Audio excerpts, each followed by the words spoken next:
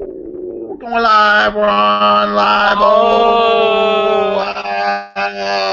Yes. All right, OCR great. Talkback Coffee and Cream Edition, late 2014, like pumpkin spice in your That's that. What? Pumpkin spice.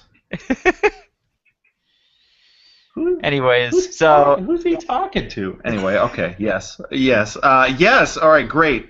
So yes, Larry OG here, Liontamer, otherwise known as Larry, otherwise known as Larry OG, with Steve Bortz, otherwise known as Steven, otherwise known as Steve Bortz. oh my God, Level you're Steve, terrible at giving people nicknames tonight.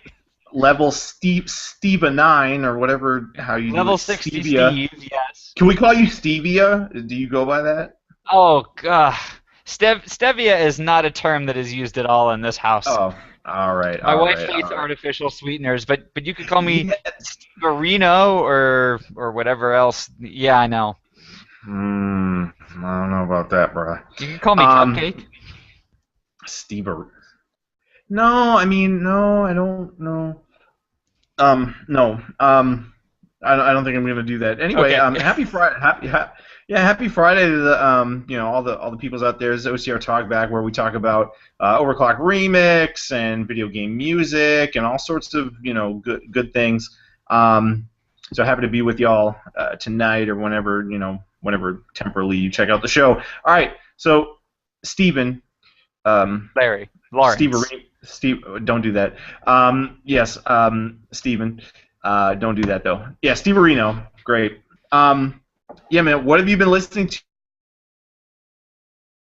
this Too week? late. Tell what's about it in the Level 99 universe. All right. Well, for one thing, my wife Val and I have picked up a little bit of Risk of Rain again, so I've been listening to that soundtrack quite a bit. Oh, yeah, that game is scary as Oh, shit. it's fun. It's very fun. I've also been working on. I have where is it? This thing, one of those like prepaid Go phone Android things, and I've turned it What? into a 32 gigabyte chiptunes player. So I've been making a set of running playlists for a friend of mine up in Canada. This is her birthday present. So a whole bunch of like high energy VGM to run to. So I've been listening to stuff like Tekken 3, Ridge Racer, R4, Rival Schools, Batsugun, Daytona USA, a whole bunch of like high energy soundtracks. Yo, R4 is the bomb. I love that soundtrack. Compy Fox put me on that way back. Like I had heard some stuff from it. I think from Gaming Force Audio, like Song of the Week competition or something like that. But Compy Fox hooked me up with that one time. The Ridge Racer 4 soundtrack, tremendous. I know Real good flow on that. It is my favorite in the series, and probably after Mario, my favorite game soundtrack that they've come out with. Ridge Racer. Oh man, all the songs, even their like the Pac-Man remix, "Eat 'Em Up," is so well done and jazzy, and it's a great nostalgia trip. Namco, Yeah. as a soundtrack distributor, loves to jerk itself off. They love going back to old Galaga and Pac-Man sounds and redoing it in modern remixes. But I mean, I can't blame them. The results are amazing. Yeah, man. I'm digging your selections. You're of course the obscure game music, guru, Oh God. and well, you have a lot of fun with that. I really need to participate more in there because I'm huge on that. You know what I mean? Yeah, It just, Hidden I don't Sound care Test what. is almost 1,000 people now.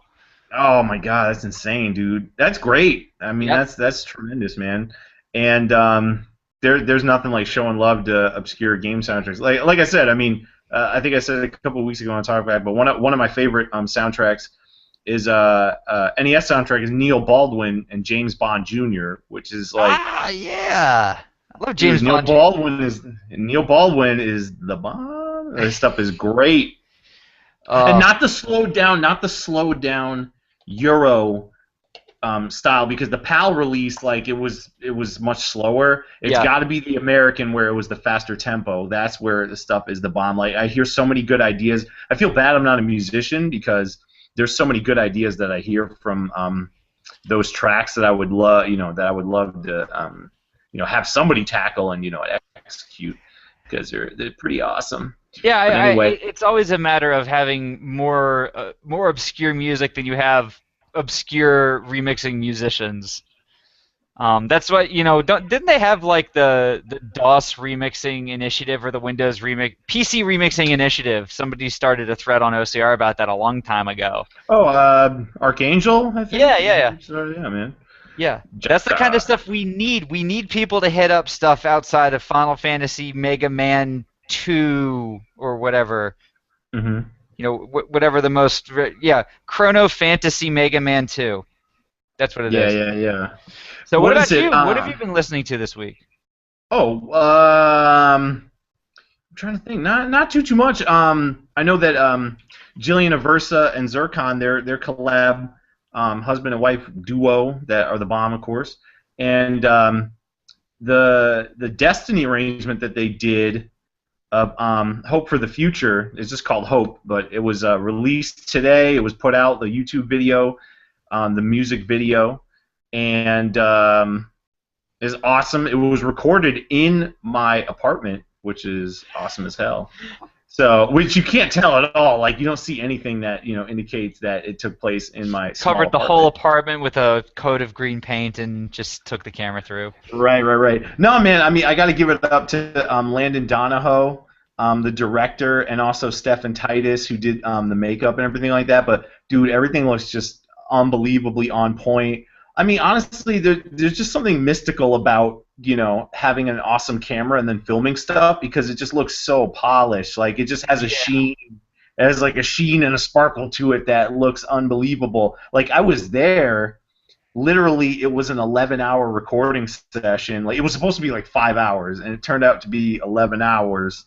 And but it was really awesome. It lasted until like 5 a.m., 6 a.m., something like that.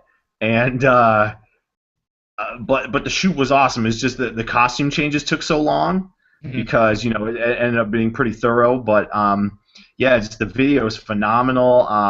And I've now seen Landon do like 2 different video shoots here in Atlanta, and the dude is a beast, man. Like, I love seeing directors work. You know what I mean? It's just like how they have the vision, they execute. How they transfer what they see in their mind into what they're doing with all the equipment. Well, right. Because when you're there in person, it's like, oh, it doesn't have that sheen, it doesn't have like this whole sparkle to it, but it's just how everything is filmed, and there's a lot of visual trickery that goes on. It's an art and a science. You know what I mean? So it was really awesome. Yeah, it was really awesome seeing the video get filmed. Being there every step of the way and just watching it.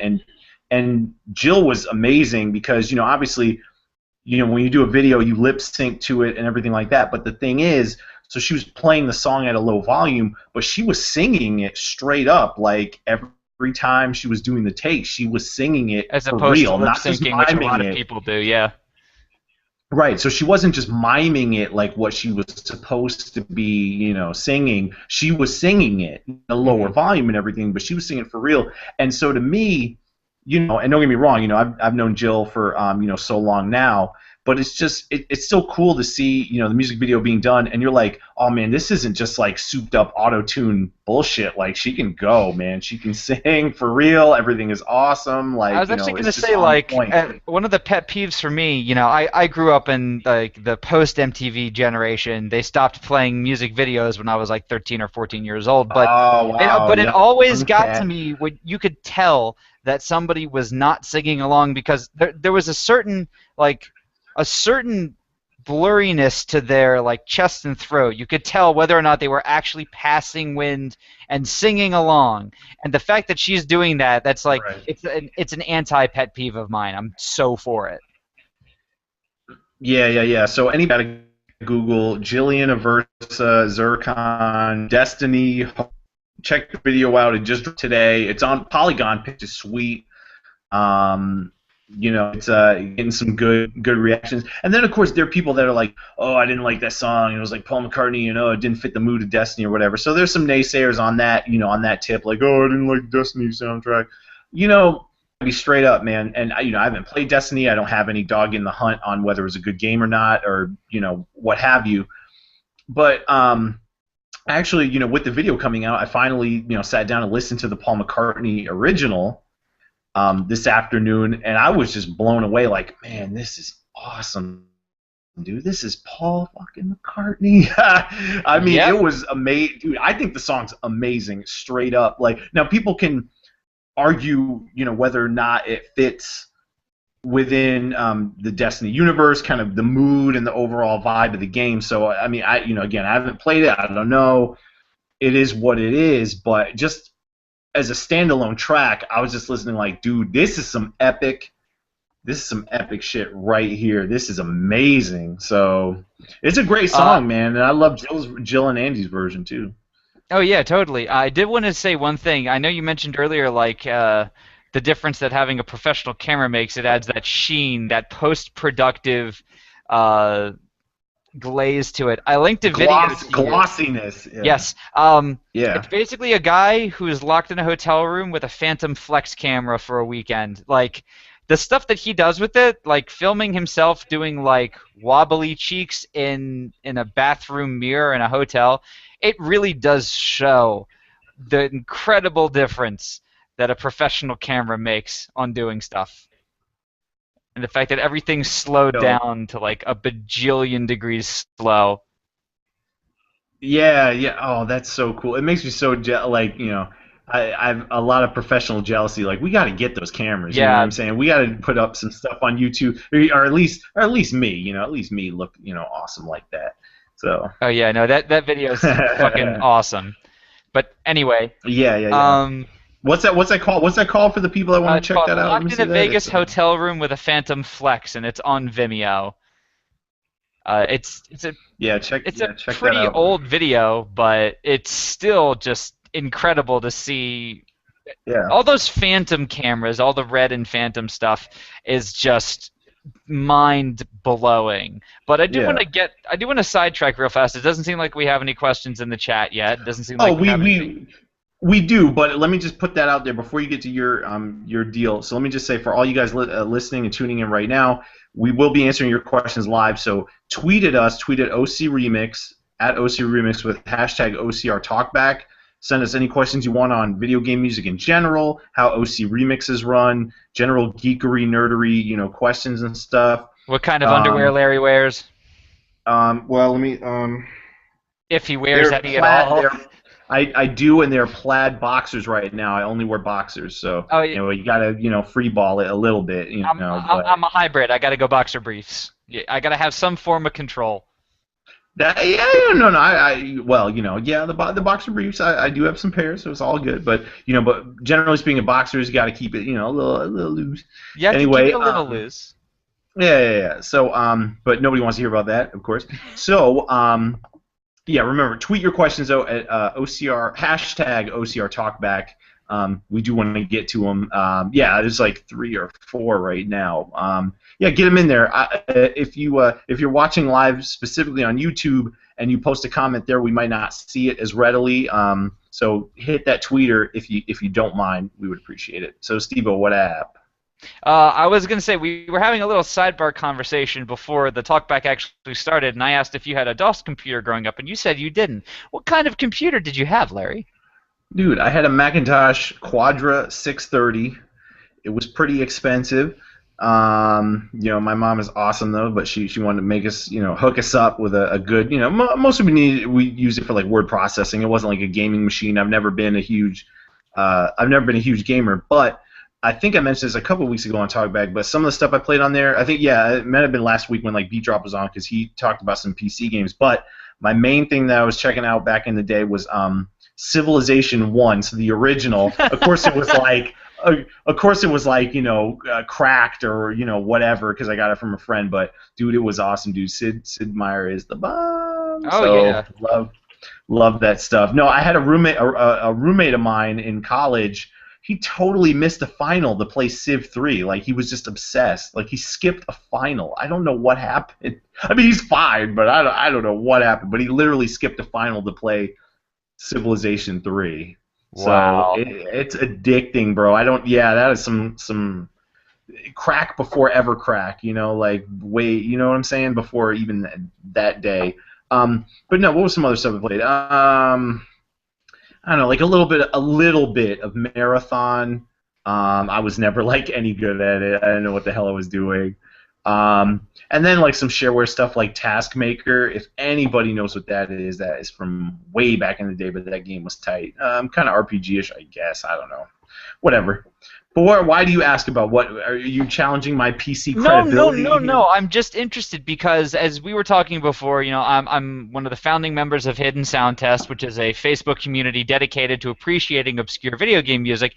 And while a lot of people have posted stuff from Amiga, from Commodore 64, from DOS games, nobody's really posted a lot of stuff from any sort of Mac exclusive games. So that, like, the fact that you had it, and I had an old fucking Compaq 486 just running old school DOS and like Windows 3.11. I was always jealous of a lot of the games that for people that could get on the Macs, and they would look way better than what I could get at first. Yeah, I never had anything that baller on.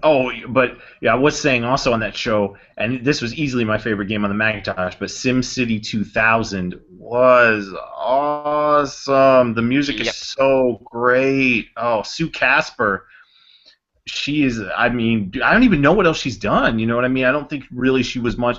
I don't think she had like a big career as a video game music composer, but SimCity 2000 soundtrack is awesome. So I love it. I love it. Nothing but awesome memories, and they're all like 1 minute just loops and stuff, because it wasn't like you had constant background music. It would just be kind of like these little stingers that would just kind of float in and out while you were building. So yeah, I love that. Love that soundtrack. I'm actually going to counter that. I will give my one super obscure game that I've been listening to this week. When I was a kid, I hated Monopoly, but my mom got the Monopoly PC game for Windows 95 for me and my brother to play, and not only was that game some of the best MIDI-sourced music I'd heard on the entirety of PC. This includes like stuff like Warcraft 2. Do you know who composed that? Frank Klepacki. Oh, no way. Yeah. Wow, Command and Conquer's Frank Klepacki. That's awesome. Did music for Monopoly for Windows 95, which is awesome. Wow. I'll have to link you to it. It's catchy as hell. The music on it is just really, really, really good. So, anyways. That's nice. So yeah, it's nice to know like what some of your gaming roots were, especially with stuff like Civilization. I never played Civilization as a child. I was terrible at any game that really required thought.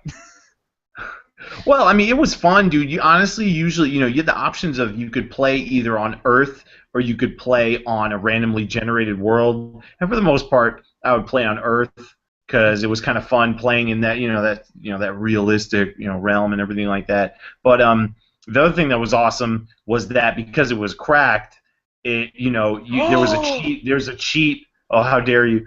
There was a cheat. There was a cheat where you could see the whole map. Oh. And without actually uncovering it, by like roaming around and stuff. So, you would just cheat and know where everything was being built and just go attack people. Like just go right out and attack people. Yep. And and turning off the fog of war and putting in a cheat code in Warcraft 2 to see where everybody is.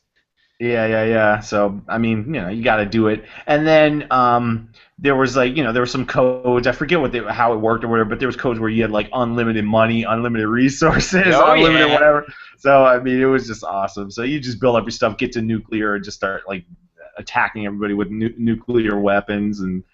Just devastation. I mean, you would just devastate the places and take over their cities. So it was pretty sweet. Yeah, I mean, I played TSs, but I never really did the whole like world building and super conquering thing. But that sounds like something I would have enjoyed had I the mental capacity to understand it when it came out. Let's get to some of the Twitter questions when you get the chance. Yeah, sure. Oh, and let me just do a quick plug real quick. Normally we do plugs at the end, but just want to get the plug in because there's less than 5 hours to go. The Players Score, a video game music documentary, which is headed up by Corey Caldwell. They're over their goal, so it is funded. So if you fund it, if you pledge in the next few hours, it will definitely, you're definitely going to get some rewards, hopefully. Hopefully rather, not definitely. But it is funded. They even got to the Japan tier where they have some extra money to fly to Japan to interview some composers there. But unlike the stuff that's out right now, recently with Digging in the Carts, the Red Bull Music Academy documentary, the six-parter that's wrapped up. This one is going to have more of a Western focus, and OC Remix is planning to be interviewed as well. That's not like on the rundown here or whatever, but we're like, oh, MagFest 13, let's talk, and we're gonna plenty of us will be there, so it's the perfect time to talk to us. So yeah, it's gonna be good. Ego Raptor doing the narration, Vert, Jake Kaufman doing the soundtrack. So again, the player's score. Look that up on Kickstarter while there's a few hours left. You can get in there, and for anybody that's kind of looking for like, where do I get that music? Because it's Vert, you can pledge $35, and you get the digital film, and then you also get a copy of the physical CD soundtrack. So that's at the $35 level. And of course, there's stuff you can get the Blu-ray. There's a whole bunch of other cool stuff that you can get as well. So check that out. All right, questions. Let's just questions. All right.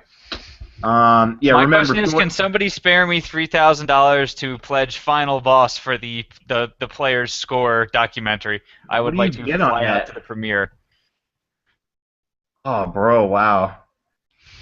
Yeah. Somebody spot me $3,000 to do something with their money that would only benefit me.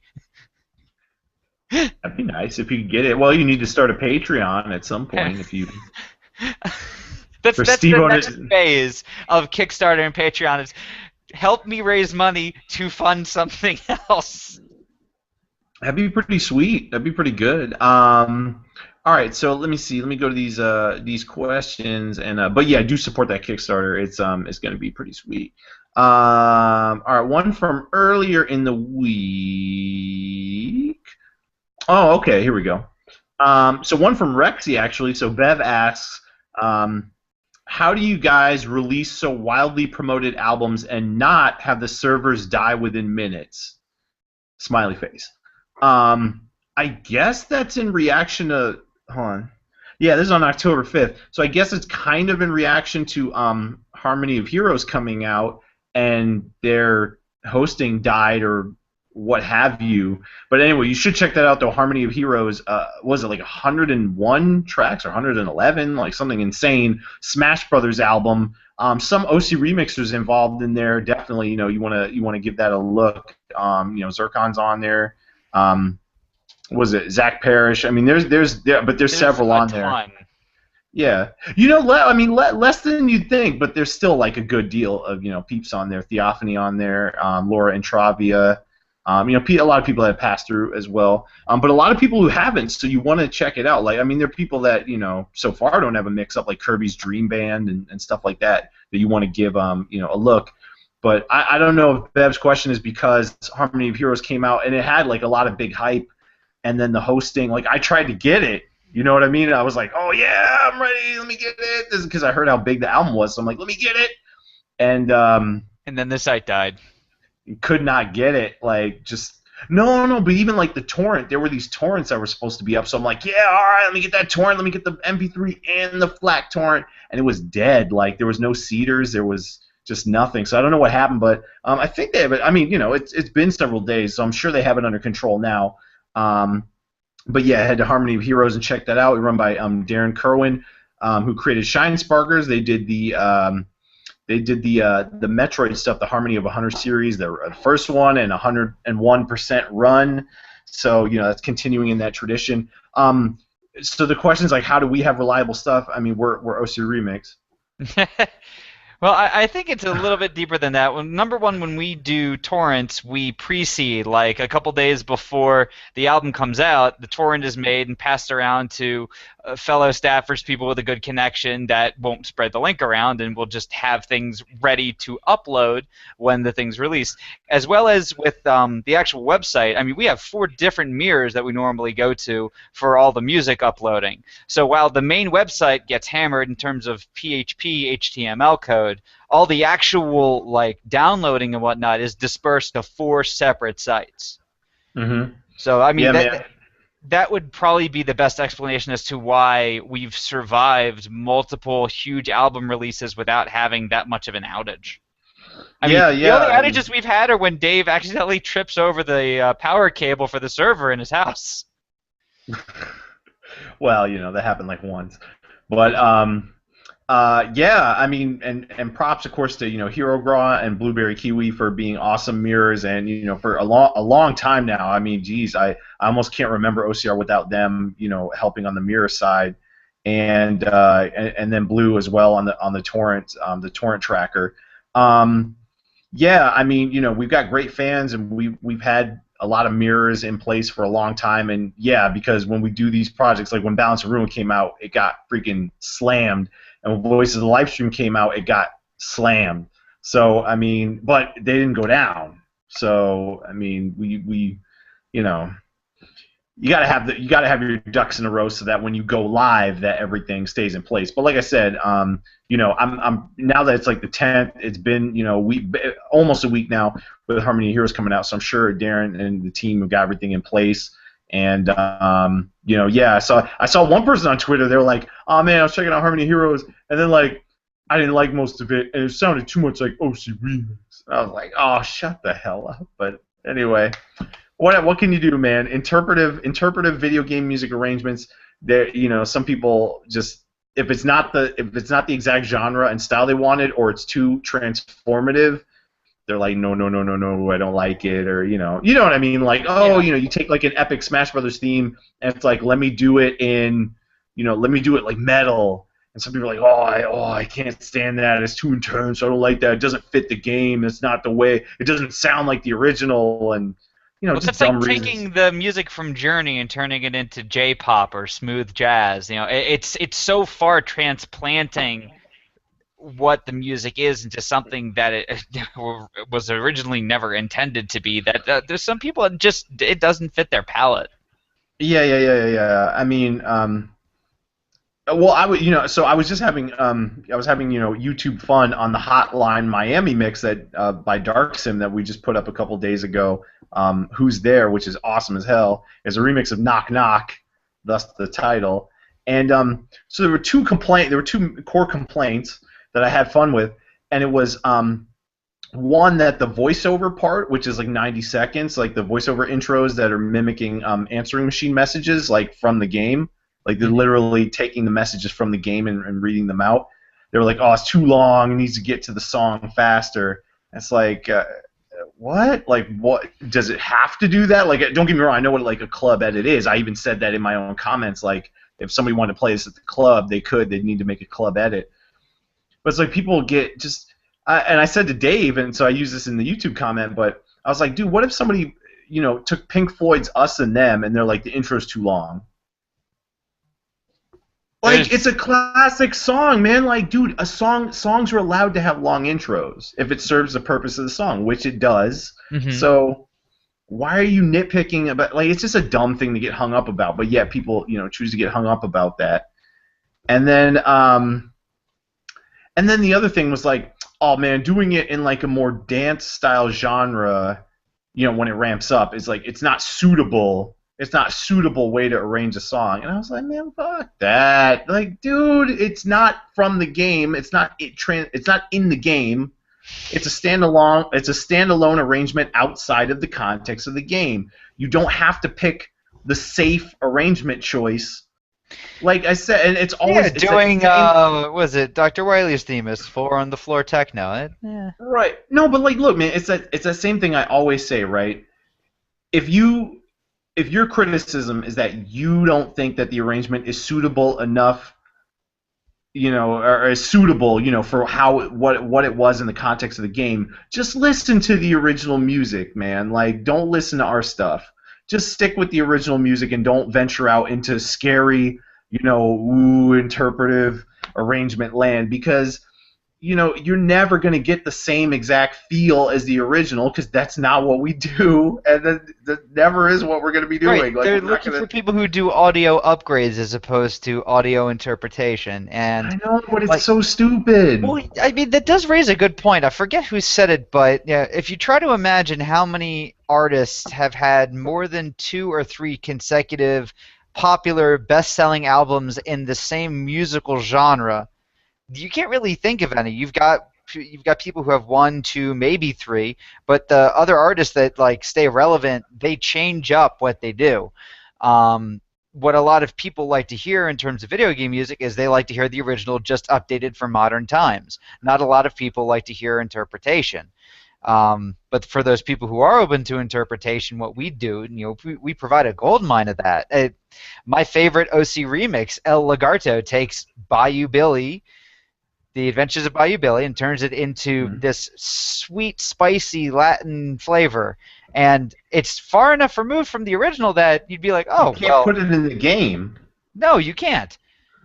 But at the same time, on it, like you said earlier, in a vacuum, the music is incredible, and as an interpretive remix, the music is incredible. The Hotline Miami mix, the same thing goes. In a vacuum, the song is incredible, but as an interpretive remix, it is also extremely well done. As an homage to the original, it depends. Depends on what you like.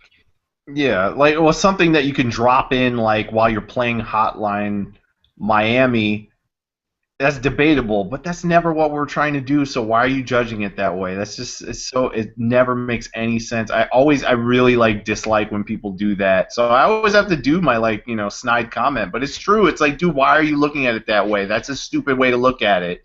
I mean, you know how I feel is that it can be interpretive as anything as long as there's no vocals. Oh Lord. Anyway, yes. Well, that's the other thing. Yeah, people. Anyway, people and vocal hate. Anyway, okay, hold on a second here. All right, so let me go to the next question. Though, remember, if you want to tweet your question, hashtag OCR Talkback. We will get to your question there. Hashtag OCR Talkback. All right, so Ano Cascatalo says, quick, don't think. The 5 best OCR album ideas, whether it's themes, game systems, or styles. Now, I don't know if he means pre-existing stuff or like new concepts to rattle off, or ones that have come out already. I'm assuming he means stuff that came out already. Do you want to tackle? I mean, we don't do top lists, so there's kind of a Well, what I'll tackle. Feelings get hurt, but go ahead. I'll tackle it as a top list, but not of stuff we've already come out with, of ideas that I've heard, like the most potential ideas I've heard. Oddly enough, some of these come from our own April Fool's, the year of the album. Up, Up, Down, Down, Lower, Video Game Porn Grooves is one of the best ideas I've ever heard, because softcore porn music, it really is its own genre. It's making love music, and you don't see a lot of remixers going for that style. Yeah, about that. What? Anyway, no, continue, sure. The second one is Game Over Yeah, which is nothing but remixes of Game Over themes. Oh, yeah, that'd be great. Yeah, you get all of the really good popular ones, like the Sega Rally Championship, Game Over, yeah, but you've got obscure stuff. Like there was one that Fishy linked of just like 3 minutes of saying "You Are Dead." It was like a rock song. Oh, dude, yeah. What freaking what game was that? Damn it, that's an awesome theme. Total Distortion. You Are Dead. Total Distortion. That's what it is. Right. You Are Dead. Oh, that's tremendous, dude. That is a sweet theme. The lyrics are brutal. I love it. You need it. You got to get it. Yes, do it. There was a symphonic Half-Life 2 album on there, which I thought was a really cool idea, because nobody really knows Half-Life 2 for its music. And I had 2 other ones, but I'm currently blanking. So what would yours be? Well, no, I mean, I'll go ahead and, we said quick, don't think, right? So I'm not going to look at the list of OCR albums. Just think of the ones that come to mind. just the ones. Well, first off, that I need to finish it, but it will eventually at some point in like 20 years get finished, which is the Tim Follin Dirge for the Fallen album, because Tim Follin is the greatest video game music composer that's ever existed on the planet and the most underrated, and he's a That beast and a Pictionary stud. NES soundtrack, man. Pictionary, Plock, Spider-Man and the X-Men Arcade, Revenge, Echo the Dolphin, Defender of the Future, Lemmings, Silver Do you Surfer. have this tattooed like on your back? Just the list of games that the Fallen Brothers have done. Awesome, yeah. Don't forget Jeff Fong, because he did Wolverine for the NES, which was a sweet soundtrack, no doubt. But yeah, I'm trying to think. No, I mean, I don't know. I mean, it's kind of low hanging fruit, but the FF6 and FF7 albums are just awesome. And they were able to be so comprehensive, so that helps. Donkey Kong Country 2 series Monkey Business is the bomb as well. And I'm of course partial to my Deus Ex album that I directed, so that's 5 right there. There you go. So I'm partial to that, but I liked it because that was Kyle Stalik's idea back when he was at IDOS Montreal, and that was an album project where we were trying to obviously do our own interpretive thing, but still hearken a bit to the Deus Ex universe imagery and stuff like that. So I thought your song did a great job of being something where it's kind of a it's so mellow and it's a dark world and well, thank you. imagery's dark and stuff like that. Yeah, so do check that out, folks. Augment.ocremix.org. Sonic Augmentation. It's a sweet album. I'm surprised more people didn't pick up stuff from Deus Ex Invisible War because, well, the game might have been... I'm not, but because of the game, not the music. No. I was going to say, yeah, the game wasn't terribly well done in comparison to the first. It's the black sheep of the series. I didn't think it was that terrible, but yeah, the music for it is really good. Yeah. Yeah, it was pretty sweet, and also let me give a nod as well to Prophetic and his job directing Threshold of a Dream, the Link's Awakening. No, because here's the thing, right? So a lot of people didn't like. No. Well, not a lot of people actually, to be quite honest, but no. But some people were like, oh, I wanted something that wasn't as dark, but his concept of it when he took over that project, which is like I wanted to have kind of a darker edge to it because Link's Awakening in and of itself is kind of a real, like when you think of the premise, it's very unsettling and stuff like that. So I thought he did pretty well with that concept. I think he really executed it well as a concept album to have a little bit of a darker vibe to it. And there was still some like smexy jazz on there, to melt up the ladies, but Yep. But still, it was I thought it turned out great. So yeah, a little For a long lost remix album. Say what?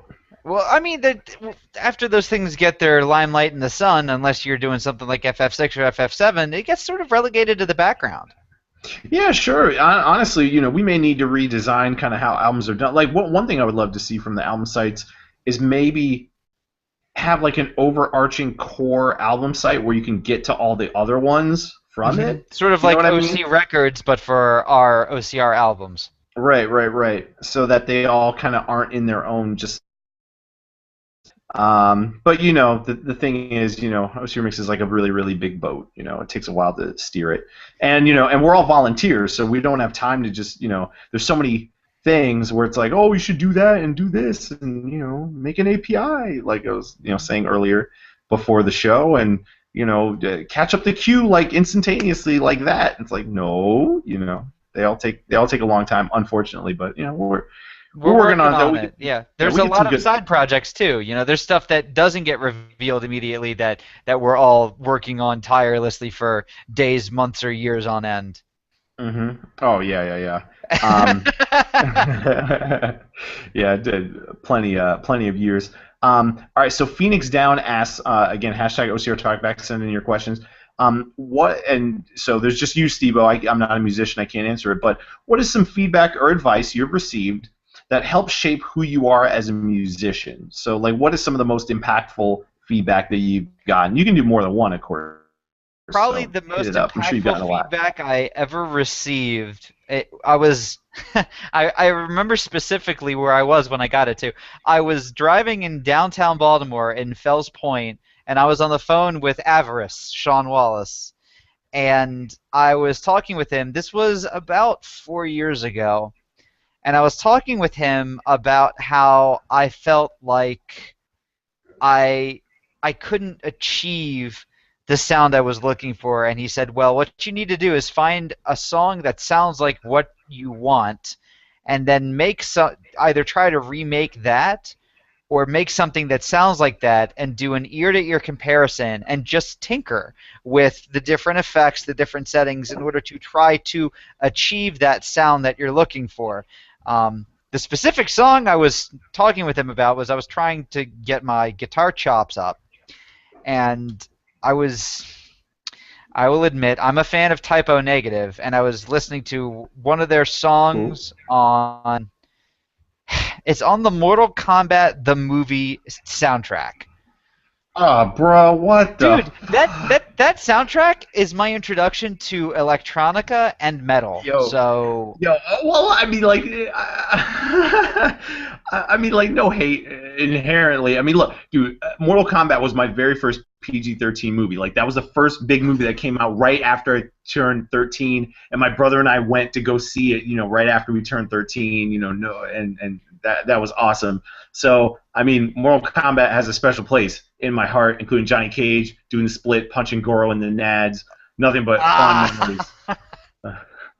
So all good, all good. I'm with you. okay, but yeah, so the song was Typo Negative's "Blood and Fire," and it was a remixed version that featured a very prominent Hammond rock organ and some really well done double tracked guitars. There was even there's an acoustic breakdown in there, and I sat down with that song and started trying to record stuff that sounded like it, and it took me a couple weeks to get my tones similar to what it was. But I mean, the thing is, I focused very much on that acoustic section, and now like whenever I do something that's not acoustic, people are like, "Why are you doing stuff that's not acoustic? Your acoustic stuff sounds the best." And it's all because of Sean's advice to go out there and they say imitation is the greatest form of flattery, but trying to imitate in terms of music also teaches you how to produce.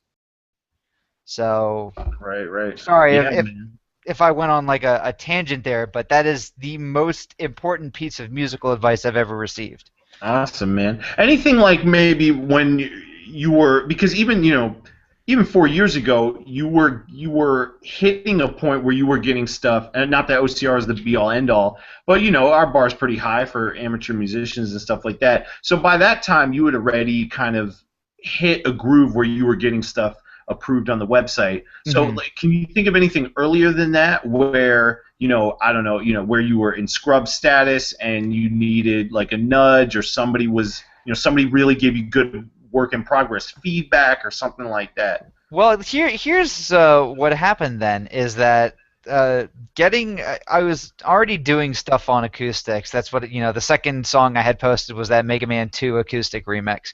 The first Mm-hmm. song I got posted was my collab with Audio Fidelity from the Final Fantasy IV album.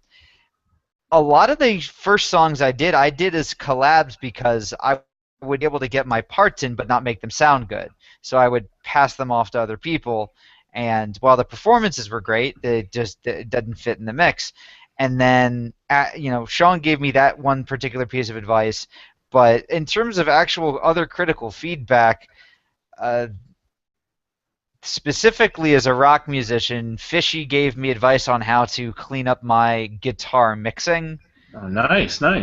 He taught me about how to do double and quadruple tracking for guitars, about how to get the best kind of takes in order to do a stereo split. And also speaking with Louisa gave me a lot of advice on how to do proper mixing and mastering using what's it called? The mono method, where what you do is to find out whether or not you have a good stereo mix is you convert the entire stereo mix to mono, or you just put it all into one ear, and Mm-hmm. anything that stands out too much you bring down in whatever the respective channels are, and anything that's not prevalent enough you bump up, and then you constantly switch back and forth between stereo and mono to reach this Right. good balance. Nice, yeah. So, I mean, there were a lot of asking for one particular piece of advice. There's no holy grail of audio mixing advice or music making advice. It's a lot of trial and error. It's a lot of self-discovery. For some people, it's a lot of studying for people who do traditional music stuff. Hmm. The best. It's very iterative, is Yeah. the buzzword. Yeah. Yeah, so the best piece of general advice one can receive is just keep tinkering, keep experimenting, keep trying, try different things. Never ever put a kick drum in one hard pan channel and a snare drum in another hard pan channel because it will make your listeners seasick. Oh, yeah, man. I'm gonna go off on a bit of a random thing there. Is that Sure. I was listening to some old Amiga demo scene stuff, and I don't know what this person was thinking, but they put the kick in the left headphone only, and they put the snare in the right headphone only, and it physically made me uncomfortable. Like I was sitting still, but I felt like I was moving. You can't. Why do people think they can do that, yo? Like, you can't hard pan a thing in one channel. That's so stupid. You can. That's not how people hear. No.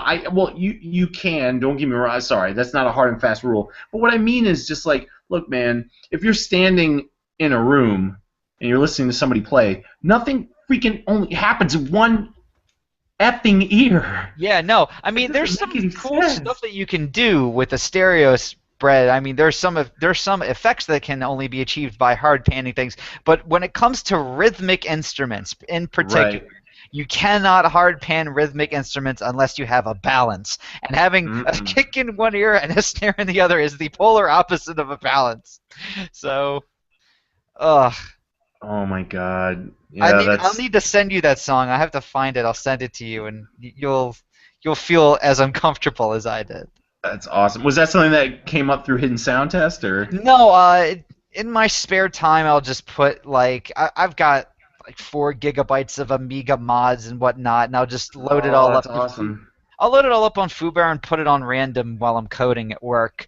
And Beautiful.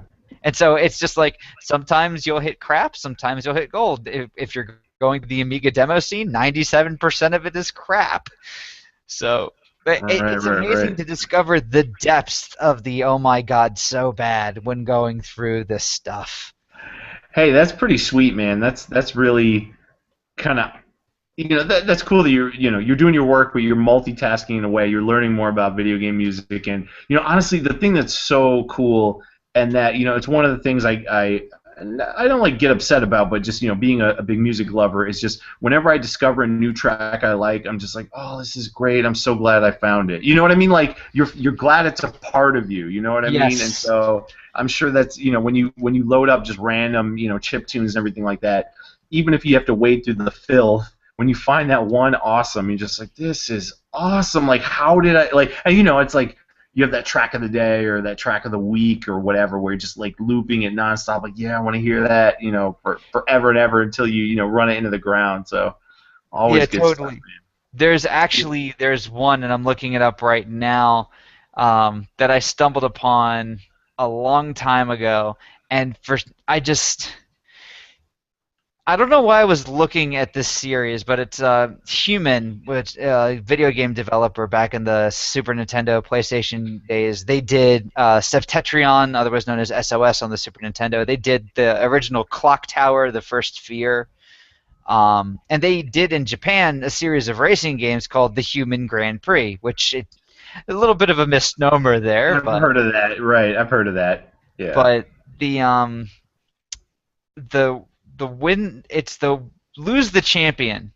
If you lose the championship, you get this extremely somber and really emotional song. Which one? It's from Human Grand Prix 4. I have this all on my YouTube. I just need to find it.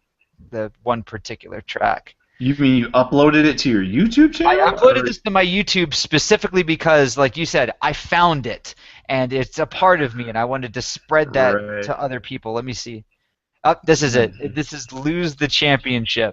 and I'll link it to you, and you can listen to it on your own spare time. Okay. All right. Cool, man. Appreciate it. So Dude. 80s, and there's these guitar leads with a delay, and I know the feeling that you get. It's like Go ahead. Wait. Let me ask one side question with that, right? Because this always intrigues me, right? Every time we do an OCR talkback, and you're on, or Shark, or lots of other staff and remixers are on, right? And they're great musicians, and it's like, you guys will be talking like, oh, this song is amazing. So what makes the song cross the line between, oh, this song is unbelievable, versus I want to remix that song, I want to arrange that song? For me, there's very little difference. There's only a few songs I could think of that I like that I would not want to remix. The problem, in my case, is that I have way too many songs I would want to remix. I have to cherry pick. But for me, the song crosses the line from being a good song to being an amazing song when it sounds like something I wished I would have written. It sounds like something that would fall under my purview of this is something I would have loved to write, but I don't have the technical knowledge. I don't have the musical knowledge. I didn't get to it first. I wouldn't have thought to have done this. Mm-hmm. So, even in particular, just this one song this is the kind of song I would want to put at the end of a game or a movie. It's very moving. It's evocative of the struggle you've gone through to get to that point. Yeah. So so that stuff crosses over pretty easily when you're listening to good music. I just want to say that so Sir Jordanius commented and said, "Nah, bruh, hard panning is gangsta." Hard panning is fine for most instruments if done well, but in the case of, if you can make a remix, Jordan, that has a hard panned kick to one side and a hard panned snare to the other, and doesn't make me feel like throwing up, whatever, I'll buy you a pizza. I will buy you a pizza with whatever toppings you want. Anchovies and pineapple on it, whatever you want, yo. Yeah. Lovely. I will buy you a pizza covered in McRibs. Dude, I want that now. Now I want that. Okay, Jordan, make it happen. For real. All right, so real quick, we're going to get to some more questions here. So Digi Valentine says, question for Steve-O, how's that beard treating you? Smiley face. Oh, the beard's going really, really well. For most people who can see, I've been growing my head hair out. This is the longest it's ever been. I'm actually planning on doing Heihachi Mishima cosplay at Katsucon next year.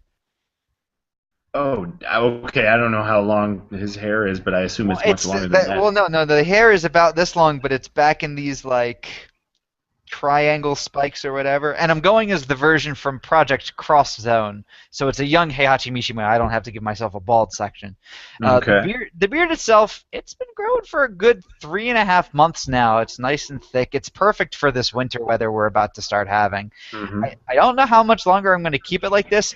Today, in particular, I had a whole bunch of Greek yogurt stuck in it, and nobody told me, and I went to a meeting. Wait, whoa. What? I eat all of my snacks in my cubicle. My cubicle does not have a mirror. Eating Greek yogurt with a beard, even if you're the most careful person in the world, is an impossible task to do without getting it somewhere. I'm glad your colleagues don't like you that much and did not clue you in on this. Also, DigiBruv, I hope everything's going well in your life, and it's been a while. We haven't had a lot of talking lately, but we should get back in touch at some point. I'm moving in 2 weeks, but as soon as the move is done, I should be free, buddy. I love how his name sounds like a samurai death cry, like Niyazi. Oh, it's a pretty baller name. Yeah, that's a pretty sweet name, man. Yep. I mean, also, Larry, I don't know why, but I had a dream the other night that we were seeing a video games live, and you were tomorrow in Atlanta. Yeah, well, you were a special presenter, but when you sent out your wedding invitations, I got my first exposure to your unique middle name, and for the video games live pamphlet, you were just listed as Larry AK. That's pretty baller. but my last name is OG, so I already have like initials that work with that. But Larry AK works. Yeah, I was gonna say Larry AK sounds like the name of a hardcore rapper. Sure. Hey, man, sounds good. I have no rapping skill whatsoever, but sure, sure. All right, so there's the question and answer on beard status. Yeah. Although I got it, man. I'm telling you, man. Me and Jive Master had a sweet collab, man. We gotta, at some point that'll see the light of day, though. So my rapping debut. So. Oh yeah, Jive Lyrics. Master's part of staff now. Good for him. Yeah, man. Lyrics penned by Larry. Oh, we did this like a year ago. You know what I'm saying? This is like you right did when this he kind of came before back. that. Yes, yes, yes. So. Yes. I'm excited. I want to hear this audio train wreck. Hey, what? Anyway, it's nothing but talent and skill. I just want to say real quick, I'm very excited for OC Remix number 3000 coming out pretty soon. The re-release of what's it called? DJ Frog. Come on. Bad Tuna. Chrono Trigger Mix. Bad Tuna. For anybody that really needs a piece of garbage from OCR's old history, look up DJ Frog Bad Tuna on OC Removed. Just Google OC Removed, all one word. You can get Chrono Trigger Bad Tuna. Yeah, it's just wow, dude. And that was actually like DJ Pretzel posted it. This is back in the day where it was just like he was the standards and he didn't even know what he was doing. So that's hilarious. I really wish they had the Wayback Machine on back then, because I would have loved to have read what he typed up in the mix post for that. He's got it archived probably somewhere. I don't know, but we'll have to see. I want to read it. I want to see what kind of compliments he has for it. Dude, the worst violation I had ever heard was, and this is like a few months after I discovered OCR in 2002, right? So back in the day, Mr. Oizo Flat Beat was popular, and DJ Seath, I guess, if I remember correctly or whatever, came out with Super Mario World Flat Goom Beat. Horrible pun. And literally, it's just Mr. Oizo's flat beat and then like a little bit of Mario in it. And he just took the song. It was like the whole song. But Dave, I guess, didn't know it, so he just assumed like DJ Seath made up the whole deal, and he posted it. Oh, I'm listening to it right now, and it's horrendous. Oh, you grabbed it? No, I'm streaming it from OC Removed. Oh, okay. I do have all of OC Removed on my phone. It's what I listen to now. Oh, lovely. I have all of OC. I have no OC remixes. I just have OC Removed. Oh. Wow. Actually, I'm pretty sure at one point I did have that, though. I did have all of OC Removed on my MP3 player. Mm-hmm. I was going through, and I was listening to some of the stuff that they had there. This flat beat is terrible. I can't even finish listening to it. Well, no. I mean, like, I like flat beat. I mean, most of it is just straight up flat beat. Like, it is the song 80%. The parts that are made by the arranger are the Mario parts. But that's what I'm saying. That's what I can't stand. Like, listen, that super obsessive wobbly bass that's just doing. Wow. Wow. That was rough. But yeah, listening to some of the stuff on there, like the Choo Choo Rocket one, the bad CD one. Oh, Dale North bad Choo Choo Rocket bad CD. Oh my God, what was Dave thinking? Oh yeah, but there's some ones that are pretty bad, but there's some ones on there that were pretty good. They were just removed for whatever reason. The F-Zero GX one, the Dr. Stewart, Jeff, and Toad Air Team. Oh, yeah. It was just removed because it wasn't interpretive enough. But, yeah, that was just before my time joining the panel. But I think I was on the panel when we voted to remove it. But, yeah, it was like, dude, it's awesome. It's an awesome track. But I think, and it was hilarious because Protricity at the time, when he was on the panel, he voted to give it a yes override. Like, which had never been done before. Like, you never had a judge go in and just be like, I'm voting yes, and that means it's over. Like, it's over. And we're like, and even back in the day, because we I wasn't on the panel then, but months later, I was like, what the hell were you trying to do? Like, yes, override? You didn't even hear the theme. And he was like, oh, it was so awesome. But it was so quality. It was like, oh. like anyway, we're way better about that now. But about actually checking the themes, that was kind of that was one of the things that I did. Not that like the panel blew before I showed up, but it was just more like oh, you were so saying that. No, I'm not. But what happened was in 2005 when YouTube started, that was when it was like, oh, now all the source tunes are on YouTube and stuff like that. And there was Zophar's domain and stuff. So mainly like my innovation when I started was I would link the chiptune set and say this is the original track. If you want to listen and compare, this is it. Yes. And save the judges the work of doing it and going in to find it.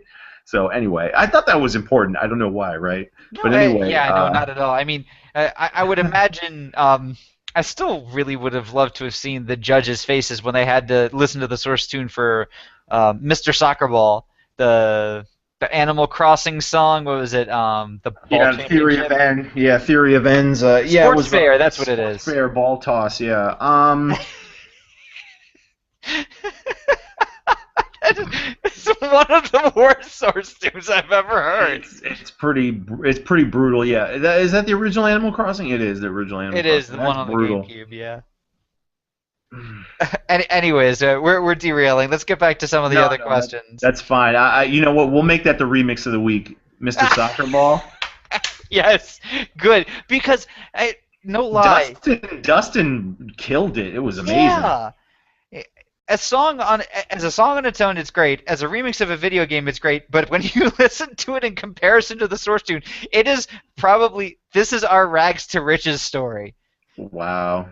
That's very harsh and brutal. No, the song is terrible.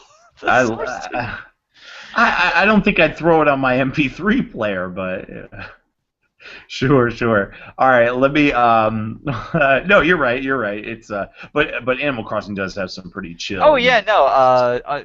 Was it? But it's all that quit ball.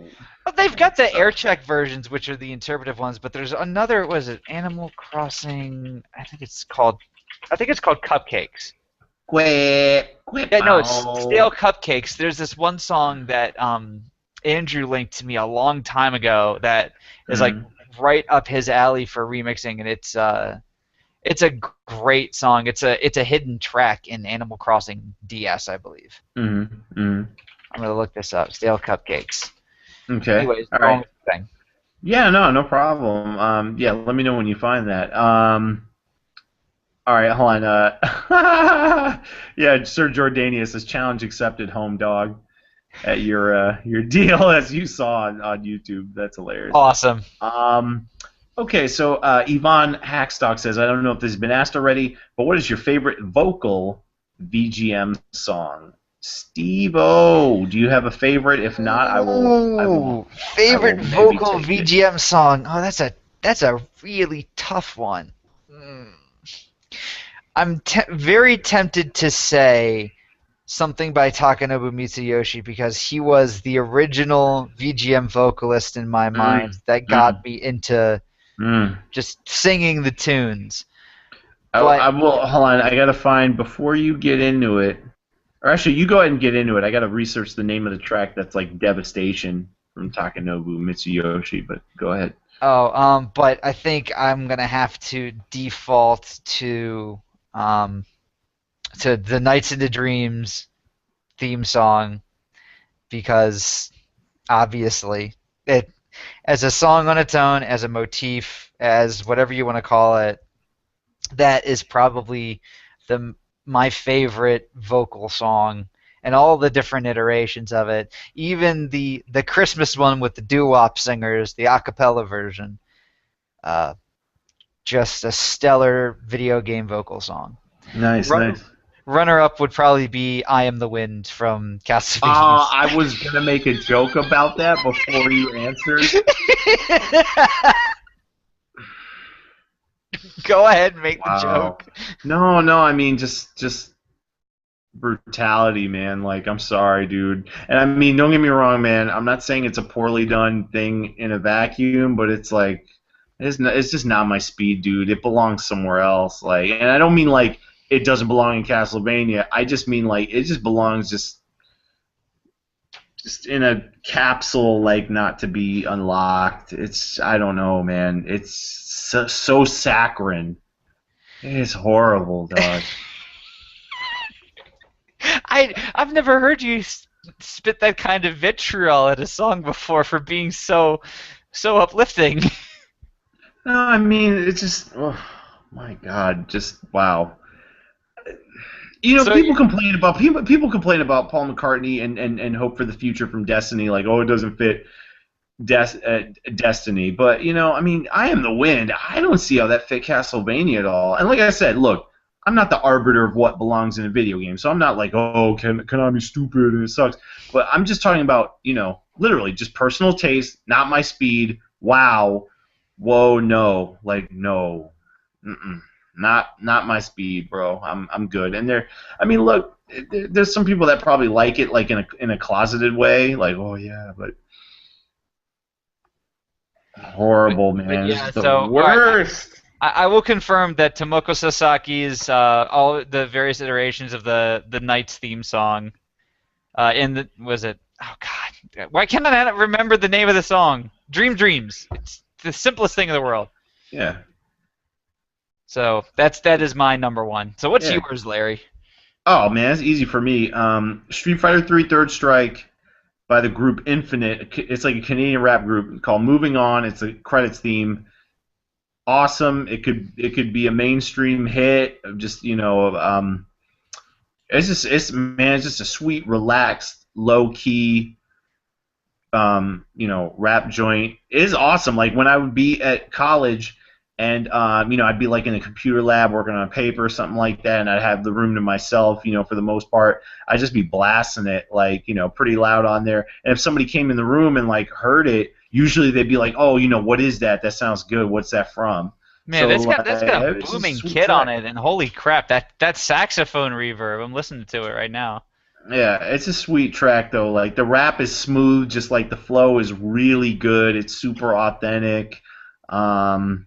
Nice. I love it. It's very sweet. I could definitely just, you know, I'll probably loop it after the show. I mean, you know, give it a run. I'm trying to think if there's any like runner-up contenders. I'm actually I don't I'm know. retracting Symphony of the Night, obviously, as my contender. My contender is going to be Angels with Burning Hearts from Burning Rangers. I just Burning at Angels. I don't know it. I don't know it. I just don't know it. Oh, if you're a fan of the Yoko Kanno style of like jazzy J-pop kind of stuff, that is right up your alley. It's called Angels with Burning Hearts. Mm. And there's two different versions. They have the English version and the Japanese version. The Japanese one, I believe, is sung by Takanobu Mitsuyoshi. Yeah. Well, at least it's not I Am the Wind, you know. What is a man? What is a man? But A yeah, so miserable that's little pile of secrets. there's your Burning Rangers, Angels with Burning Hearts.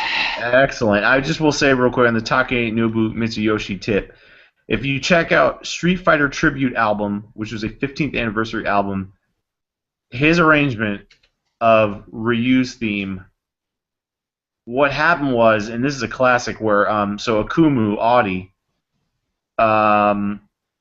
introduced me and Kyle JCRB to this track on Nitro Game Injection, and like he took the lyrics that he wanted, right? He had lyrics in Japanese that he wanted to use, and then he put it through like Babelfish and translated it to English, and then he just literally took it verbatim and sang it in English. And not only does he English it, but the lyrics got Englished, and it's just, oh my God! Like he's said, like he's like apologized for it, like I didn't realize that the translation was so jacked up, and I wouldn't have done it that way, and you know he's like embarrassed in a way, and he's a legend. But this is the worst. Again, Street Fighter Tribute Album, Track 1, Ryu Stage by Takenobu Mitsuyoshi. I don't think it matters. The amount of passion that he brings to every vocal performance, I'm fairly certain that just the dichotomy of him singing these horribly mangled English lyrics in All his right. pseudo-English tone. I'm All actually. right. All right. Hold on. I'm gonna find it. I need to find the lyrics somewhere. I got it. You got it? Yep. Yeah. Oh my God, dude. I want to know how tough it's instead of it is.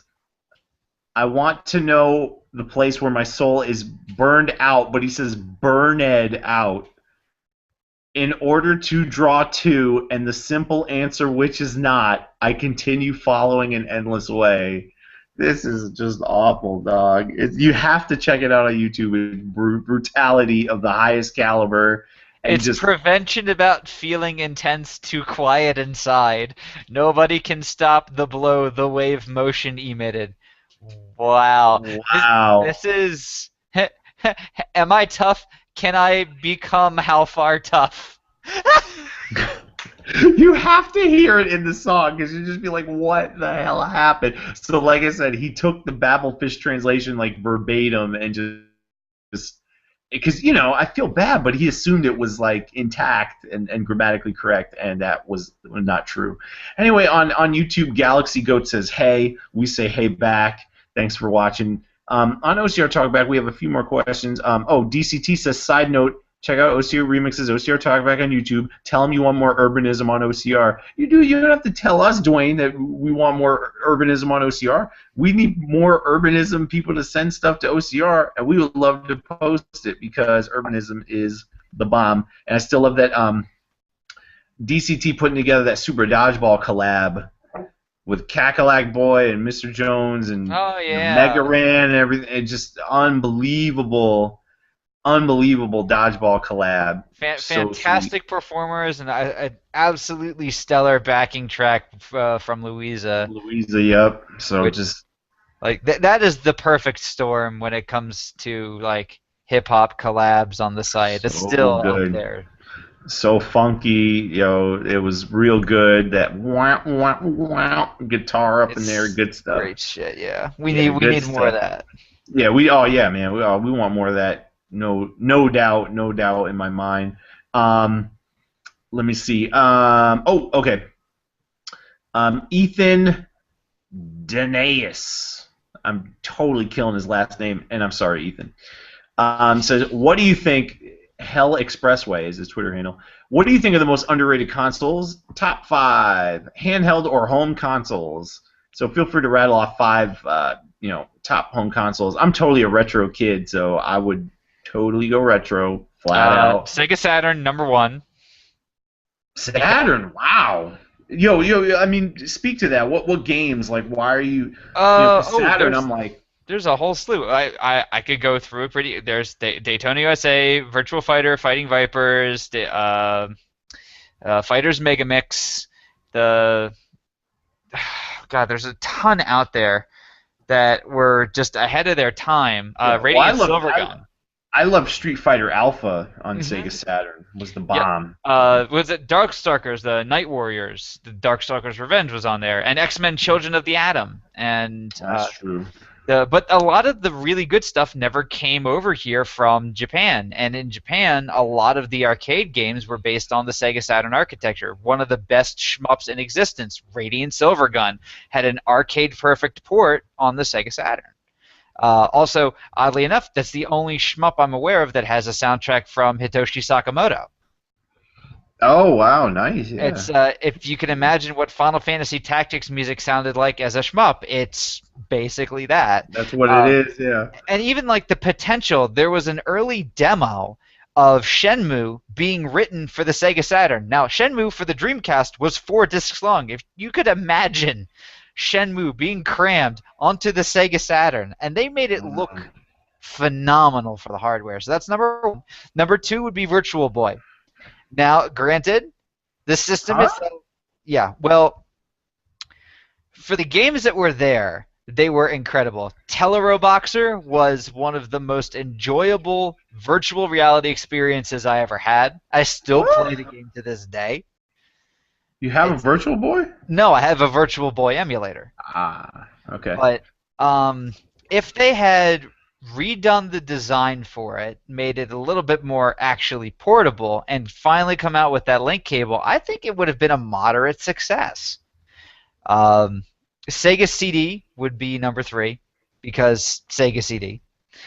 Uh, To be fair, though, it had stuff like CNC Music Factory, like yes, and Night then Trap, oh and god, there and was a lot of garbage they on also had there, a. man. Didn't they have White Men Can't Jump, the video game, on there? There I was some don't know. I know Scottie that. Pippen game that was absolute shite. Oh yeah, there was some with like Crisscross back in Yeah, the day. but there Man, was some other good stuff. Was it Wolf Team had a trio of side-scrolling detective games, and the third game only came out for the Sega CD. I gotta look this up. The I first mean, game was.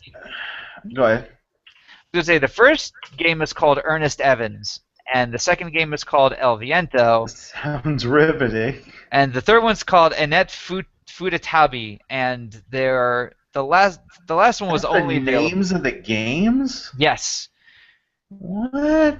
and Wow, bro. just some really cool stuff that came out for it. And I'd Mm. love to see more stuff like Solfease, which is a shmup with it's like all those PlayStation shmups that had awesome 2D action, but CD quality soundtracks, and it was ahead of its time.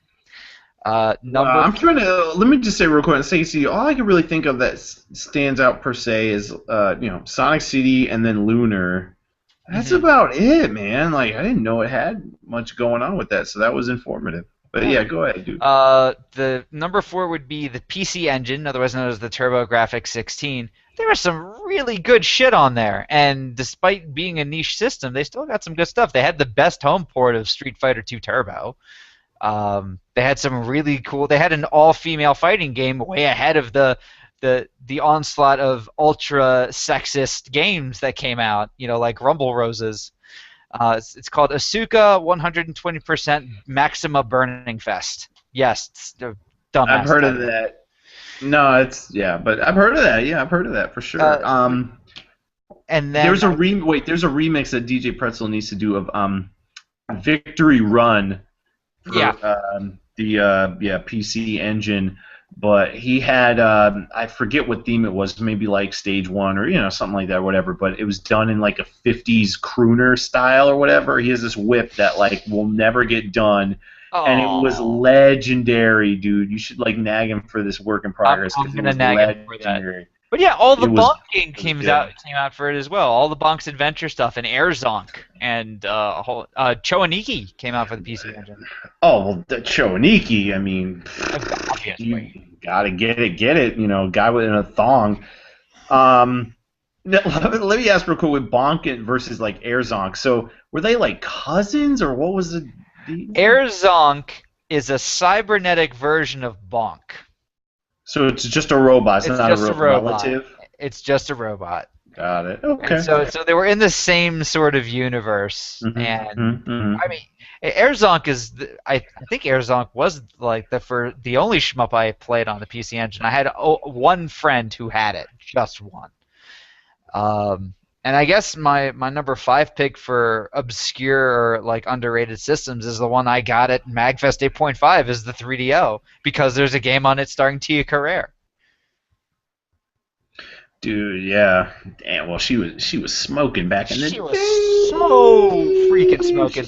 She's That's probably like still mega smoking right now, she's but I'm okay just saying, now. like, but she was like the it girl, Wayne's World, all that kind of True stuff. Lies. So.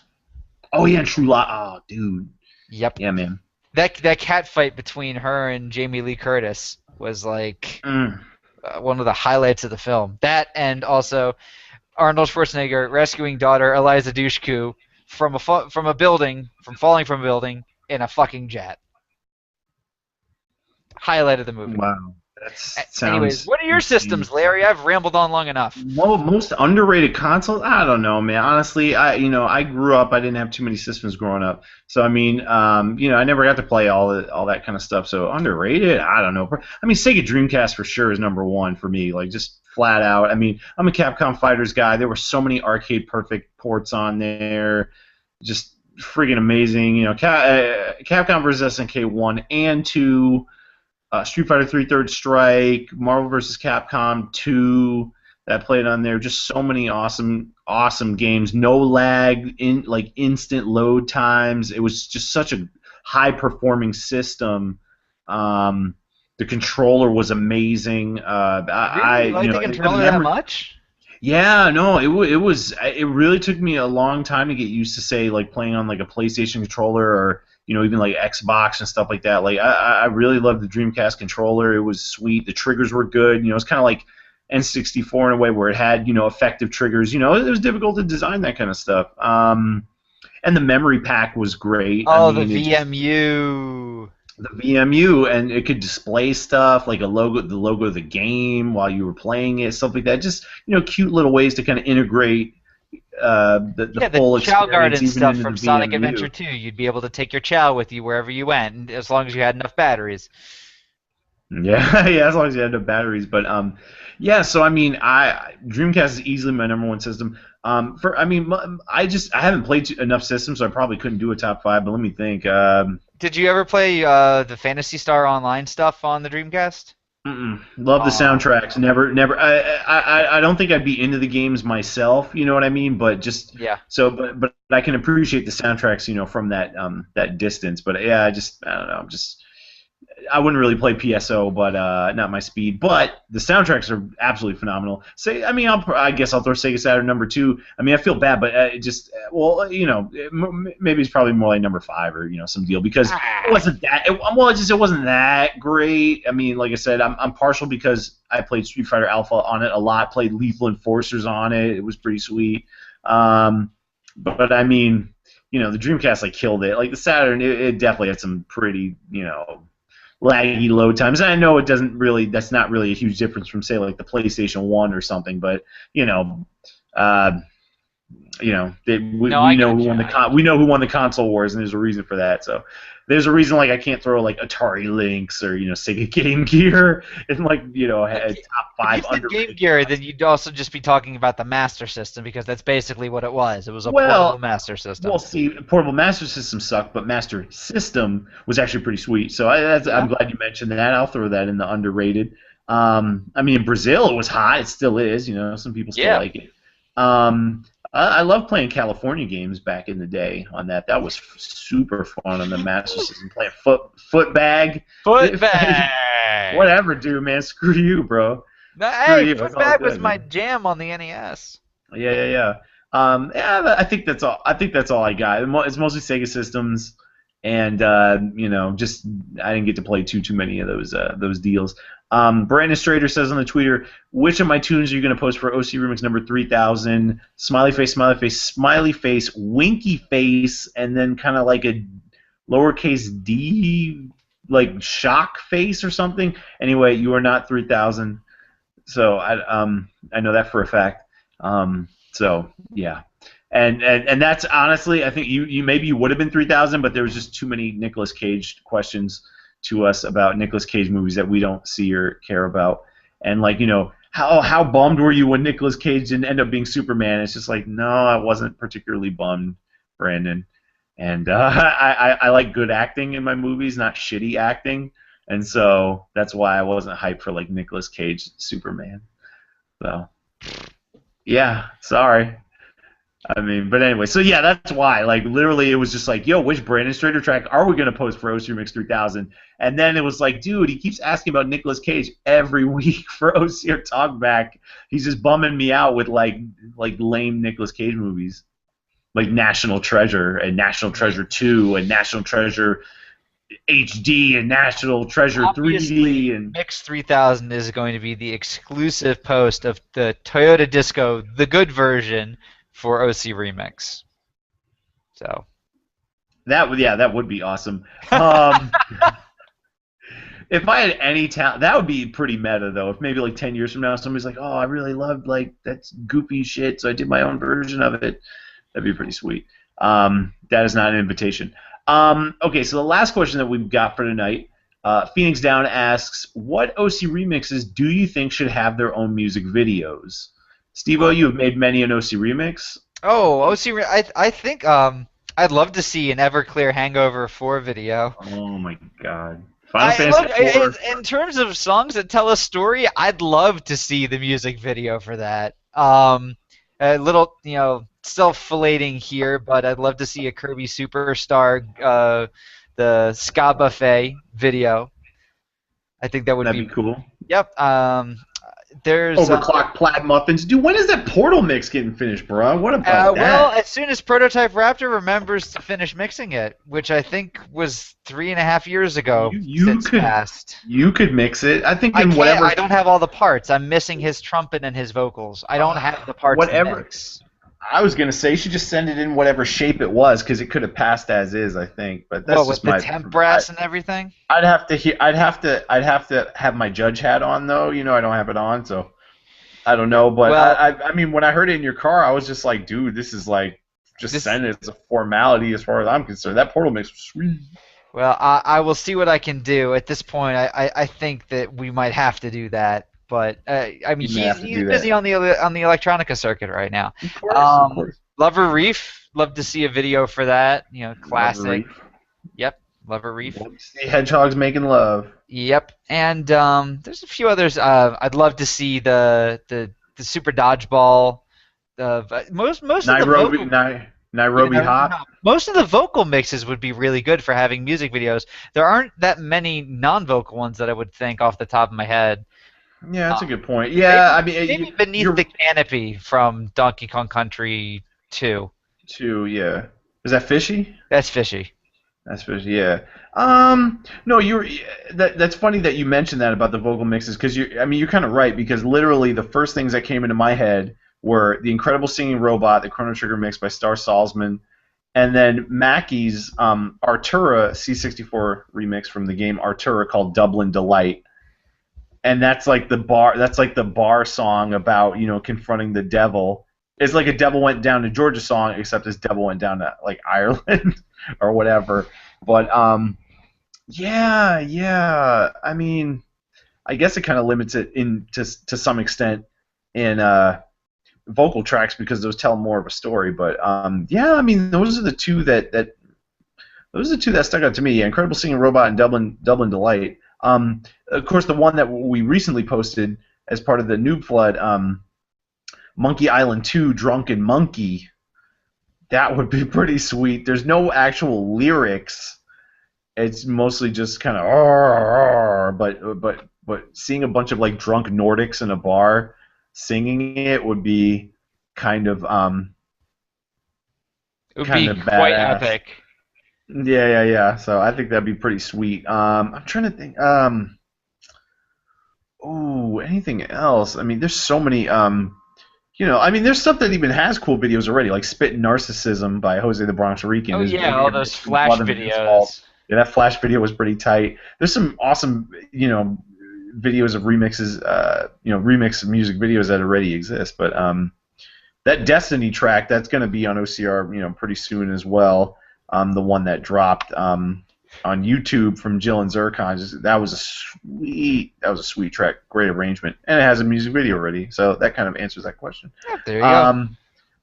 Yeah, I'm trying to think new stuff. Oh, like Blackwing Metamorphosis from Voices of the Livestream, the Final Fantasy VII mix, One Winged Angel. That'd be pretty cool. I mean, I like that because we had that video contest to make a music video using, like Final Fantasy clips and stuff like that, and the contest turned out pretty hot, and Blackwing Metamorphosis was a favorite, so it'd be nice if, like, we got, like, formal permission from Square to do something, like that. So before we wrap up, Brandon Strader says, I feel like if the bridge is burned, then I need to ask many, many more Nicolas Cage questions. You got a point, but, anyway, I'm not going to answer your Nicolas Cage questions. Anyway, no, that's awesome. What is it? But yeah, OCR Mix 3000 is coming. I'm pretty hyped. New torrents are in the works. So hopefully we'll have an updated torrent set. Yeah, well, lots of corrections. I tried to get everything I could as, right as I could. And so, of course, that means I had like 300 corrections. Can I remaster my tracks and submit them for the torrent? No. Oh. No. I can't rectify my previous mistakes? No. They're there forever? Yes. Yes, absolutely. Now, what did I say the track of the week was? Oh yeah, Mr. Soccerball by Mr. Theory of Soccerball? N. Yeah, you gotta check that out. Animal Crossing. All the Animal Crossing remixes on OC are pretty sweet. So if you've not played it, it is a Nintendo game. So a lot of people may have given it a shot, but it's not like Super Mario Brothers. So do give it that look. Super Mario Brothers is not the only good Nintendo series that's out there. And it's not No, just you've Zelda also and got Mario. Telero Boxer.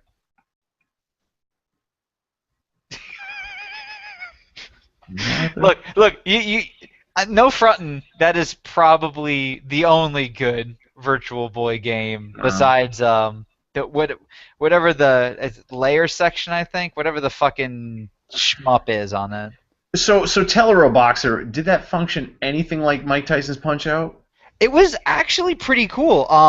It puts you in a first-person view of this gigantic robot that you would basically box other robots with, and it used two triggers on the back of the Virtual Boy's controller. If you're familiar with the controller, it's very symmetrical. You've got two back triggers, two D-pads, and then two sets of two buttons in there.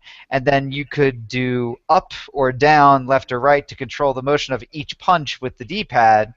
And it functions sort of similarly to Mike Tyson's Punch Out. You could dodge, you could uppercut, you could hook, you could charge up your punches, and the second guy basically, very few people got past the second guy because he was such a pain in the ass to beat. I was gonna say, was the big boss was the big boss in Telero Boxer that replaced Mike Tyson? Was he Mr. Telero or I don't remember what what he is was. the Telero? Because it was I think it was televised robotic boxing. Ah, got it. Okay, cool. So, Nintendo but anyway, ahead of its time. oh, way ahead of its time. And on top of that, instead of just having like a round counter, all of the robots that you fought had a self-destruct mechanism that when the counter went down to 0, they would explode and you would lose. It was Wouldn't pretty they awesome. lose? As in, Wouldn't like, they you lose lose the if they? match. Right, but wouldn't they? Wait, your robot explodes or the No, opponent explodes? the opponent's robot explodes, taking you with it, but you still basically win. You still basically lose. And Okay, all right, all it did right. have the coolest effect. Whenever you lost, your screen would crack, you would see nothing but static, and then the TV would shut off. Right, It was pretty Okay, nifty. Yeah, I cool. mean, That sounds interesting. Yeah, look up sure. a video for it. It's pretty cool. Okay, yeah, I will do that. After we wrap it up, I'm definitely ready to conclude that. We didn't All do right, to pitches. check that out. Oh yeah, we're gonna do that. What is it? Yeah, Bebo, what do you want to plug, homie? This week, I want to plug two things. Number one, my new podcast, Friday Night Fanfiction, which is on the Nerdy Show Network. We basically read bad fan fiction and get drunk while doing it, so check us out. We broadcast every Monday night at 8 p.m. Eastern Standard Time. Episodes are released every Friday. And secondly, How do you? What's the web address? Like, how do you get? How just do go you to find that? nerdyshow.com, and we're on the list of shows they have there. Coolio. Or like us on Facebook. Just look for Friday Night Fanfiction. Where? We already read a Final Fantasy VII erotic fanfiction. We read an erotic crossover fanfiction between Guardians of the Galaxy and Avatar: The Last Airbender, and we read a disgustingly erotic, gross, terrible Kim Possible fanfiction. Why did I let you plug stuff? The second thing I'd like to plug is an Android application called Droid Sound E. It is an extension of the original Droid Sound, which is a chiptunes player for Android. If you like video game music and you have an Android phone, go check it out. It's for free on the Play Store, and there's a GitHub for resolving bugs as quickly as possible. The guy has been working on it for over a year now, and he's been very receptive to bugs and enhancement features and whatnot. So check it out. Cool. All right, and I'll just plug overclockrecords.com. Make sure you get original music by your favorite guys and gals from the Overclock Remix community and video game music scene. I keep plugging it. Lightbird, Heartsync, great single. You can pick it up for $1 or you can pay what you want. 100% of the proceeds go to Lightbird directly. We do not take any overhead or any piece of it because this is a cancer fundraiser single. He was diagnosed with cancer in the summer, Jaron from Lightbur, and he's done chemotherapy. He's got a good prognosis for recovery, but the medical bills are a pain in the ass. So those are pretty pricey. Those are pretty stacked up. And so anything that you pay for the single heart sync goes directly to Jaron to aid in paying those bills down. And it's a tremendous song, so I heartily recommend that. Even if you don't pick it up, do check it out, overclockrecords.com. Share it, spread it, let people know about it, and do your part to help on that, because it is a sweet song. And the full album that he's working on, hopefully all things will be good health-wise, and he's going to continue working on his next album. That song is going to be part of it, and hopefully we'll keep an eye out for that. But yeah, hit overclockrecords.com, show some love, buy some albums, and support artists that are in the scene. Oh, in the scene. So keep the scene alive. Always. Some scene vibe. But yeah, so I guess that by this time next week we'll have OC Remix number 3000. I'm super excited. I've heard it. It's gonna be good. It's a really creative, classic rock inspired piece. So I will leave it there. And if you're in the Atlanta area, Video Games Live tomorrow night at the Cobb Energy Center. There probably are some tickets available. I haven't checked if they're sold out or not, but Cobb Energy Center tomorrow night. Go to videogameslive.com, get the info. They're also going to be, I think, in Alabama a week from tomorrow, or a week from today, maybe, I think. Yeah, the 17th, I believe, actually. So a week from today.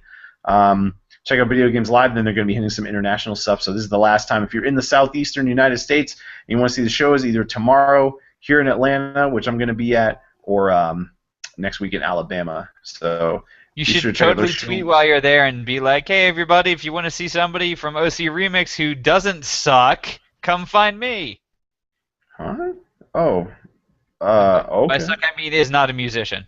Okay, yeah, no, I'm horrible. And remember, like I said at the top of the show, the Player's Score, video game music documentary, just a few hours left on Kickstarter. If you're watching, you're a video game music fan. Unlike Digging in the Carts, which is a phenomenal documentary put out by Red Bull Music Academy, this one's going to have a focus a lot on Western video game musicians as well. There's going to be some Japanese people locked in as well. Hiroki Kikuta of Secret of Mana fame is one of them. But lots of good people on there. Marty O'Donnell from Halo and Destiny fame, or maybe Destiny infamy, I don't know, whatever. And but he's going to be on there. It's going to be good. Vert doing the soundtrack, Eagle Raptor handling the narration.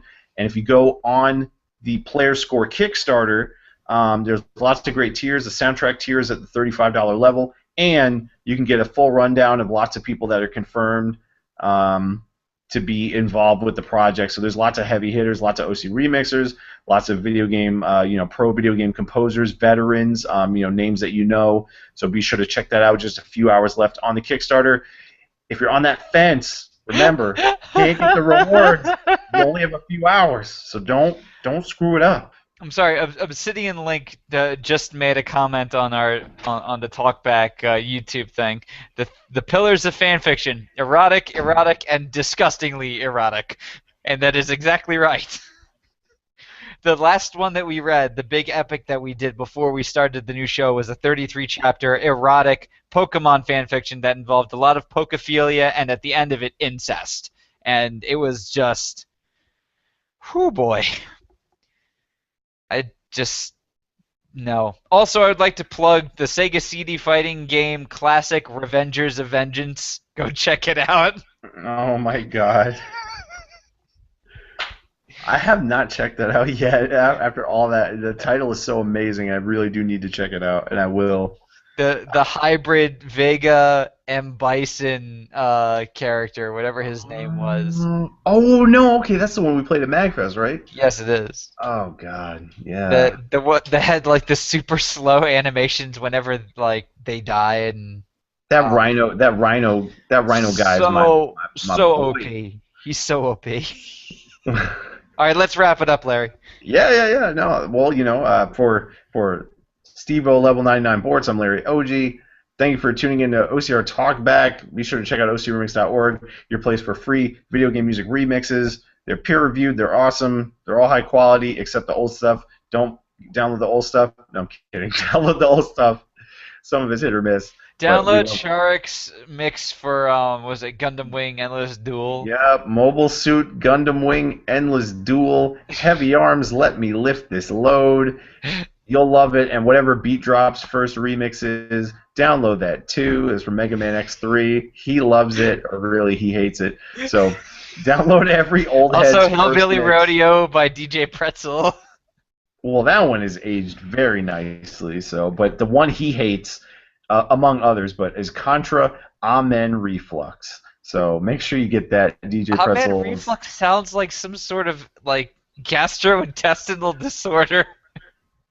I don't know. It does. Yeah. No, that's what it is. That's what it sounds like. I think he would agree if he would. I need to get some like milk or something. I'm having Amen Reflux right now. Oh my gosh. All right. Well, before Steve-O's chest explodes in Amen Reflux, we're gonna go. But thank you for tuning in. We'll see you guys next week.